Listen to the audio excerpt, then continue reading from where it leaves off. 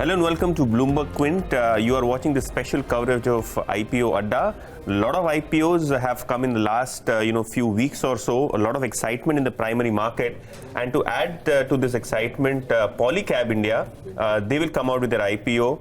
1,300 crores is the size of the IPO which they are targeting to raise. Of course, it's a mix of primary issue as well as offer for sale. Joining with me is not only the management of Polycab but also my colleague Soumit Sarkar. Thank you, Mr. Ramakrishnan and Gandharv for joining us. Pleasure being here. Thank you, sir. Sir, talking about Polycab, we have always known Polycab as a leading player in the wires market. Over the years, you have evolved into various products. Tell us about your company and how really is the scenario shaping up, your market share shaping up in the wires business, wherein there are a lot of brands, a lot of unorganized players. So how is Polycab differentiating itself? Well, the Jaisinghani family, all that they had was a small 200 square feet shop in Loharchal. Okay. And from those humble beginnings, not so far away from here, Polycab was born. They took 1,000 square feet, shed in Sivri, and started manufacturing wires. Okay. And then wires led to cables. And then they went to Halol. Then they did some backward integration in Daman. So today we have about 20 factories for cables and wires of virtually all descriptions. And today we have an 18% share in the organized sector. Okay. And 12% share in the entire industry, and that's a 53,000 crore industry, which contributes to 1.5% of India's GDP. Okay. So being the dominant leader there is a huge strength. Okay. Of course, we went into consumer electricals as well about 4.5 years ago, and even there our journey has been, I would say, extremely encouraging. Today we have a business for fans, LED lighting, switches, switchgear. We also have conduit pipes and some solar products in terms of solar inverters, solar pumps, and some agriculture-related pumps. Okay. 6,900 crore was the company's revenues in FY18. Okay. Of which 6,200 was cable and wire, and approximately 500 crore was the consumer electricals business, and we have a very small strategic EPC business. Okay. So you said that majority of the revenues are wires and cables. 500 crores is from consumer products. A lot of companies that we see around are evolving themselves as consumer companies rather than being a typical manufacturing company. How big does this pie grow, for Polycab? Is the management really focusing on this consumer-facing business, which is basically fans and other electrical products? I think absolutely right. We wouldn't have entered these businesses if these were not very large opportunities.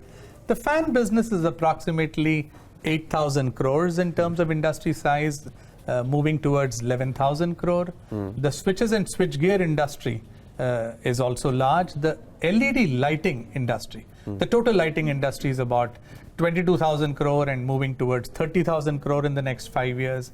Most of the consumer electricals businesses are going to see industry growths in the vicinity of about 7 to 10%. Okay. And for us, the pie, size of the pie increases from approximately 40,000 crore today. This business of consumer electricals is likely to be 70,000 crore Okay. in 5 years. And the cable and wire business, which is currently the industry is 53,000 crore, is likely to move to 103,000 crore. Okay. So while we might be a small player, but it's a very big opportunity for us in consumer electricals. Having the distribution in place, having the brand in place, having own manufacturing in place, having a tremendous connect both with customers and influencers, I think we are uniquely poised to take advantage of the opportunity that India's consumer spending offers. Okay. As you mentioned that you will be focusing more on electrical goods and you will be looking to grow that segment of the business. Now we know that there are a lot of competitors in that segment also. So given your growth focus, will you look to sacrifice your margins when you're planning to grow on this segment, or will you look at a sustainable growth rate? And if a sustainable growth, then what is the kind of growth rate that you're expecting from your electrical division going forward? Especially when the market is so competitive. On the consumer side? Yes. Okay, see, it's simple. Any new business you start, you put into place the manpower, the manufacturing, and all the other costs relating to distribution, brand, etc. right up front. So it's quite clear that to achieve profitability, it takes a little time. But I'm very happy. Even in 2018, we are EBITDA positive. We made a 3.3% EBITDA on the consumer side of the business, which is very good for a company that's been in the business barely 3 to 4 years. Now, the good news is that business is growing at a rate of about 58% compounded during the period 2014 to 18. And that's something which is solid in terms of revenues. Touchwood, against the 500 crore we did in FY18, the first 9 months of this year, we have done about 460 crore. Okay. And the last quarter is an important quarter because the fans business tends to peak in there. So I think what we have done is we have created a distribution comprising of about 1,900 dealers and distributors. Okay. And in the cable and wire side, we have approximately around 1,700 dealers and distributors. And together, we have 2,800 dealers and distributors across both the businesses and 100,000 retail outlets. So when you are catering to 1 lakh retail outlets pan-India and you have a bouquet of products to offer them, I think you are well set. Okay. So we see I can't make forward-looking statements on this channel, but we see significant growth opportunities along with profit enhancement opportunities because capacity expansion, capacity utilization will occur. The manpower that we have deployed, there will be much greater productivity, and ultimately the distribution of overheads on a much larger revenue pool will happen. Today, the good news is there is tremendous synergy between the wire business, which is consumer-centric. So about 35% of our business today is B2C, and that we expect to grow as we go along. Okay. As you just mentioned that for the first 9 months, your revenue from the fast-moving electrical goods segment was close to 460 crore. So obviously, for the full year, it will be higher compared to last year, given if you just analyze the numbers. But then that growth has come in at lower margins. I was just going through the EBITDA margins for the first 9 months. So that's the reason I just wanted to know, well, going forward also, you're expecting to grow at a higher rate. So will that come at a cost of margins, or will the margins? What you need to keep in mind, whenever you're scaling up a business, my costs are sunk. You see, if I want to have a pan-India revenue vertical for fans separately, LED lighting separately, switches and switchgear separately, wires separately, I need to put into place the NSM, the regional sales manager, the area sales manager, the territory sales in charge, the long arm salesman. So those costs are sunk up front. But when you grow revenues, your manpower may grow by 10, 12, 15%, whereas your revenues will be growing much more significantly. So the CAGR in terms of costs will be significantly lower than the CAGR in terms of revenues. Okay. Okay. Now on the cables division, according to the CRISIL report that you just mentioned in your RHP, over FY 18 to 23, the revenues of the entire industry is expected to grow at around 14% CAGR. So do you expect that rate to be sustainable, or are you expecting a higher growth rate? 14.5% CAGR against 11% CAGR 2014 to 2018. You see, that those are CRISIL reports. There is obviously a bundle of products there. We may not be there in all the bundles, and who knows? The segments in which we operate are also very attractive segments. So as far as Polycab is concerned, our belief is whether it be industry, infrastructure, agriculture, services, virtually all these segments, Polycab straddles. We have the widest range of cables and wires for all industrial requirements. We have fire survival cables, we have green wires, we have products like telecommunication cables, optical fiber, we have power cables, we have instrumentation cables, we have solar. So virtually any application that you can think of. And fortunately, all the government initiatives, whether it be in terms of rural electrification, we are there with our products. Whether it be in terms of the solar mission, we are there. Whether it be in terms of smart cities, we are also an approved participant in terms of our optical fiber, our coaxial cables, our LAN cables, and our green wires, etc., in terms of the smart city projects. Today, we have products which are RoHS compliant. We have products that are zero halogen, lead free. We have fire survival cables that up to 650 degrees centigrade, for 3 hours, they continue to function. And so if you have your video surveillance cameras, you have your loudspeaker systems in a building which has caught fire. The firemen will get that critical amount of time to identify, and probably we can avert a lot of casualties. Okay. Our wires emit less smoke. They are, the smoke density is lower, so people can find where the exit is, and they can survive. Okay. So these are all critical things that we bring to the table. Okay. Gandharv, I would just like you to rope into the conversation. A portion of your proceeds will go in debt reduction. If you could tell us, as per the latest available financials, where does the debt for your company stand at? And post the IPO, what would be the debt levels that you are looking at? So we are raising 400 crore rupees into the company. Out of 400 crore rupees, 80 crore rupees will be used for repayment of long-term debt. 240 crore rupees will be used to support our growth ambition by supporting the working capital requirement. And the balance 80 crore rupees will be used for general corporate purpose. As of December 2018, our total borrowing, including long-term and short-term, were around 550 crore rupees, which was around 800 crore rupees as of March 18. So we have been able to reduce our debt. On a go-forward basis, we'll continue to reduce our debt with the help of the IPO proceeds, as well as with the help of internal accruals, which are generating from the business. Okay. So probably in a year and a half time, would you be able to be debt-free at this pace? Or you have some significant capex that would probably keep the debt levels and working capital at similar levels, since you are expanding in your consumers business? So as a business, we are generating a lot of cash. With the help of IPO proceeds as well as additional cash which we are generating from the business, we should be able to reduce our debt on a strategic measure over the period. Our objective is to maintain fine balance between the capital allocation which is required for capex and giving values to our stakeholder. Over the period, we want to maximize the returns for the stakeholders. Okay.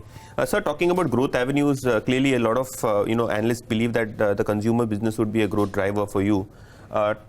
Expanding, presence, you spoke about distribution network, sales network, but what happens to manufacturing? Would you be looking to outsource? Because a lot of, brands that we see in the marketplace import a lot of stuff from China, label it, and, sell it under their brand name. How is Polycab, really looking at it? Would you be doing a mix of, importing and putting your brand on that? Are you looking at expanding your manufacturing facilities significantly, especially for fans and other, I'm so glad you asked this question. In fact, that is a key differentiator for Polycab vis-a-vis all other players in the industry. Well, most of them. In this industry, consumer electricals, usually it is an outsourced model, but I'm very proud to say, even when we were selling 5 lakh fans, we set up a ceiling fan factory for 30 lakh fans per annum. And today we are at a significantly high capacity utilization there. We have the ambition and we have the appetite to invest in manufacturing. We believe manufacturing results in process advantage, quality advantage, cost advantage, innovation advantage, and most importantly, the strategic advantage of having common raw materials. So we have leapfrogged ahead in terms of this industry, in terms of our success, primarily because of own manufacturing. So the fan factory is in Roorkee, the LED lighting factory is in Baroda, we have the switchgear factory in Nashik, we have the switches OEM, which is 100% supplier to us, based in Bhiwandi, and we have the conduit pipe factory in Baroda. So this is a big differentiator, and that is what is giving us an edge in the market. Our sub-economy fan, we are not in the sub-economy segment at all, we are in what is called a premium economy segment. Our fan outsells the industry leaders by 100 rupees a fan, and our retailer retention is also very strong because of the unique product features that we imbue the product with. Okay. Talking about those plans that you just mentioned, what would be the average capacity utilization of these plans? Well, I will say in general, the data is given in the RHP, but somewhere around 70% to 85% is the broad capacity utilization. Let me say, when it comes to cables and wires, we have significant headroom for growth, and we are probably going to moderate the capex investment somewhat going forward because we create capacity well ahead of time. Now, being a public company, we'll become a little more conscious of those investments, and probably we'll bring it maybe 6 months ahead of time rather than maybe 18 months ahead of time. Number two, I think our investments on the brand front. From a situation where we were hardly investing on brand, today we are active in terms of IPL. We advertise our product range, we advertise our wires, we advertise LED lighting with Madhavan, we advertise a switch gear. So, we are coming into the market with a whole lot of consumer awareness building and product differentiation advertising. So a combination of all of this will stand us in good stead. On the financial side, I would just like to ask one more question. Now, overall, your margins have remained in the band of around 9 to 10% that we have seen in the last 5 years. So going forward, will that remain at the same level, or you're expecting some operating leverage in future to come in that would boost your margins? So as I mentioned earlier, with the help of higher capacity utilization, mathematically it is possible to get higher EBITDA margins. We have been able to improve our EBITDA margins over the period. It was around 7.7% in 2014, and as of March 18, it was 11.7%. I think it's reasonable to assume that we'll continue to focus on growth, and with better margins, we would be able to improve our overall profitability. Okay. And this point about our margins being stable is not exactly correct. As a matter of fact, from 7.7% EBITDA in 2014, we have moved to an EBITDA of 11.7 in terms of our total company. The cable and wire EBITDA is at 12.7, and like I mentioned, the consumer electricals EBITDA, being a new business, was a little lower. So actually, we have improved our EBITDA 2014 to 18 from 7.7 to 11.7. Okay. And I think the first 9 months are also pointing in the right direction. I don't want to elaborate upon it, but we are aiming only for profitable growth. Okay. And we are not aiming for growth without profits. That's probably the reason why we have a whole host of anchor investors coming in, some marquee names from Franklin Templeton to a lot of domestic funds. One final question from our side would be a lot of excitement in the marketplace for consumer businesses. You said that you are growing profitability wise, and you would look at growing on the profitable front rather than chasing turnover. If you could tell us about the anchor investors, the roadshows that you have done, what kind of feedback do you get when you interact with institutional investors? And if you could just elaborate more on your anchor book, which just got concluded, and how do you see the demand for the IPO? We would have met about 140 investors, or probably Gandharv tells me the number is more like 180. And we have had a very nice problem to have. We have had a problem of plenty. Our anchor investors themselves asked for a lot of subscription, and we have had to, be kind of rationing out the 400 crore book that we have in terms of anchor investments. Right. The good news is many of them have also plans of coming into the main book. So let me just give you an idea. We have, in terms of the foreign investors, we have Nomura, we have Thelme, and we have KIA, Kuwait Investment Authority. Okay. These are the main ones, and alongside that, we also have Chris Capital, which is also a very good name in terms of being a PE firm who's taking an equity stake in the anchor. Okay. In terms of domestic mutual funds, we have very clearly Birla Mutual, we have Reliance Capital, we have L&TMF, we have Franklin Templeton, Right. we have Sundaram, IDFC, and Tata Mutual Fund. In terms of others, we have SBI Life in the life business. They have been one of our very good supporters. We have Birla Sun Life in terms of the life, Bajaj Allianz, and we have ICICI Lombard as a general insurance company. So this mix of investors, and we have White Oak in terms of the other investors. We have actually had a difficulty in meeting expectations of all the anchor investors, and I'm told that's a good thing. In a sense, you don't have a book which is just getting subscribed. We have had a problem of plenty. It's been for us a wonderful experience hearing the voice of potential investors. Number one, they are very impressed with what we have achieved so far. Number two, it bestows a responsibility on us to meet those expectations going forward. So I think it's a very nice situation to be in, where you are unveiling your company in the public markets, and the public market in turn is conveying to us their expectations. And so it gives us a tremendous responsibility as a management to ensure that we remain committed to stakeholder value creation.